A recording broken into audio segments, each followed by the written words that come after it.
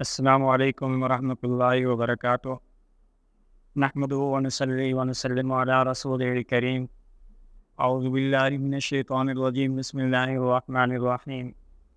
محترم سامعین، آج ہم جس موضوع کی طرف گفتگو کرنے جا رہے ہیں یہ دنیا کا ایک انتہائی اہم موضوع ہے۔ دنیا میں ڈفرینٹ مکاتب فکر پائے جاتے ہیں، ڈفرینٹ مذاہب پائے جاتے ہیں، مختلف مذاہب کی اپنی اپنی ایک اپروچ ہے، ان کی سوچ ہے، ان کا ایک ویژن ہے۔ لیکن اس کے اندر جب ہم دین اسلام کو ڈسکس کرتے ہیں تو یہ سب سے ہمیں غالب نظر آتا ہے۔ تو میں ایک اسلام کا طالب علم ہونے کی حیثیت سے اسلام کے حوالے سے چند ایک چیزیں آپ لوگوں کے سامنے ڈسکس کرنا چاہوں گا۔ تو ان میں سے سب سے پہلی چیز ہمارے پاس جو بیسک کتاب ہے وہ قرآن مجید ہے۔ قرآن کیا ہے، کس لیے نازل کیا گیا ہے، اس کا مقصد کیا ہے، اور اس کے فہم کے لیے ہمیں کون کون سی چیزیں درکار ہیں اور کس انداز میں فہم حاصل کیا جا سکتا ہے، اور اس قرآن کے ذریعے سے عوام الناس کی اصلاح کیسے کی جا سکتی ہے۔ یہ بہت سارے موضوعات ہیں، بہت سارے پہلو ہیں جن کو الگ الگ ڈسکس کیا جا سکتا ہے، ان کے اوپر گفتگو کی جا سکتی ہے۔ آج ابتداً سب سے پہلے ہم قرآن مجید کے فہم کے متعلق چند ایک چیزیں آپ سے شیئر کرنا چاہیں گے، پھر ون بائی ون قسط وار آپ کے سامنے بقیہ جو اس کے پہلو ہوں گے ان کو بھی ڈسکس کیا جائے گا۔ سب سے پہلی چیز ہے ہمیں فہم قرآن حاصل کرنا کیسے چاہیے۔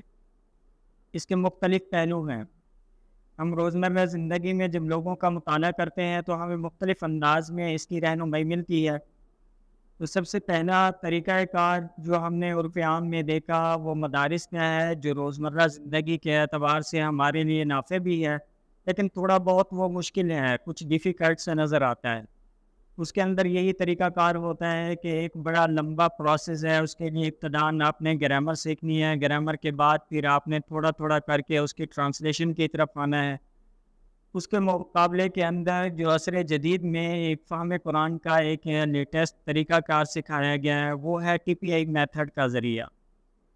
ٹی پی آئی جو میتھڈ ہے یہ بہت ہی آسان ہے۔ اس کے ذریعے سے ہم بچوں کو ایک آسان طریقے سے اشاروں سے قرآن مجید کی فہم سمجھ حاصل کروا سکتے ہیں، اور اس فہم کے لیے ہمارے پاس مختلف اور بھی طریقہ کار ہوا کرتے ہیں جس کے اندر ہم قرآن مجید کا کچھ پورشن بھی ساتھ ساتھ لے کر کے چلتے ہیں، اور اس کے ساتھ ساتھ گرامر کے جو پہلو ہیں ان کو بھی ساتھ ہی ڈسکس کیا جا رہا ہوتا ہے۔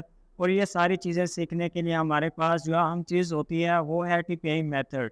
اس کے ذریعے سے ہم نے کرنا کیا ہوتا ہے، جو گرامر سیکھتے ہیں ہم اس کو اشاروں کے ذریعے سے سیکھتے ہیں، اور اسی طریقے سے قرآن مجید کی جو ٹرانسلیشن ہم نے سیکھنی ہوتی ہے، ترجمہ سیکھنا ہوتا ہے، وہ فنگر ٹپس پہ جو اللہ تبارک و تعالیٰ نے ہمارے انگلیوں کے یہ پور جو جوڑ جوڑ بنایا ہے، ان کے اللہ تبارک و تعالیٰ نے بڑی اہمیت بھی بتلائی ہے، اور ان کے اندر اللہ تبارک و تعالیٰ نے ہر ایک کے فنگرز پہ جو پرنٹ ہیں وہ علیحدہ سے رکھے ہیں۔ یہ اللہ تبارک و تعالیٰ کی طرف سے ایک بہت بڑا معجزہ بھی ہے، جو دنیا کے اندر کسی اور پہلو سے ہم اس کو نہیں دیکھ سکتے ہیں۔ تو اس کے ذریعے سے ہم قرآن مجید کی ٹرانسلیشن کو انڈرسٹینڈ کرنا طلباء کو سکھاتے ہیں۔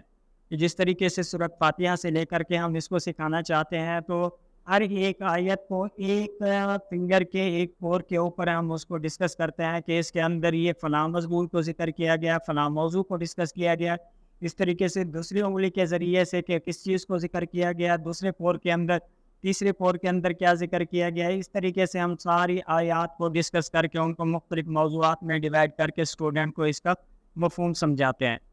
اور اس کے مقابلے کے اندر جو ہم گرامر کو لے کر کے آتے ہیں تو گرامر کا طریقہ کار کیا ہوا کرتا ہے، اس کے اندر ہم اشارہ جات کا استعمال کرتے ہیں کہ جب ہم قریب کے آدمی کے لیے استعمال کر رہے ہوتے ہیں تو کون سی انگلیوں کا اشارہ کرتے ہیں اور ہاتھ کو کس انداز میں گھماتے ہیں، اور اسی طریقے سے اگر دور کے لیے کرنا چاہتے ہیں تو پھر کیا طریقہ کار ہوا کرتا ہے۔ اس طریقے سے مذکر کے لیے کون سا ہینڈ یوز کرتے ہیں اور مؤنث کے لیے کون سا ہینڈ یوز کرتے ہیں، اس طریقے سے اشارہ جات کے ذریعے سے سکھاتے ہیں۔ اور اسی طریقے سے مفرد کے لیے ایک انگلی کے ذریعے سے اشارہ کرتے ہیں، تو جمع کے لیے پوری انگلیوں کا اشارہ کر کے اس طریقے سے اس کا مفہوم کو انڈرسٹینڈ کرواتے ہیں، کیونکہ یہ ایک وہ طریقہ کار ہے جو روزمرہ زندگی کے اندر ہم استعمال کر رہے ہوتے ہیں۔ اس طریقے سے ہمارے لیے بہت زیادہ آسان ہے قرآن مجید کو سیکھنا۔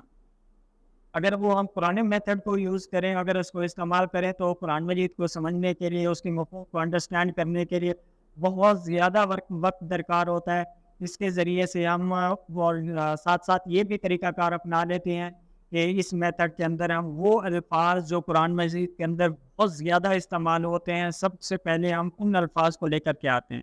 اس کے ذریعے سے ہوتا یہ ہے کہ جب ہم ایک لفظ کو انڈرسٹینڈ کر جاتے ہیں، اس کے مفرد کے اعتبار سے، اس کے جمع کے اعتبار سے اور مذکر مؤنث ہونے کے اعتبار سے، وہی لفظ قرآن مجید کے اندر ہزاروں مرتبہ استعمال ہوا ہوتا ہے۔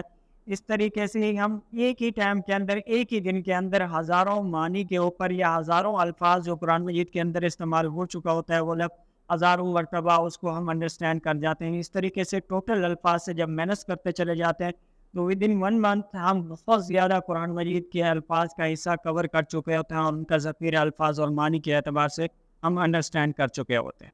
جزاکم اللہ خیرہ۔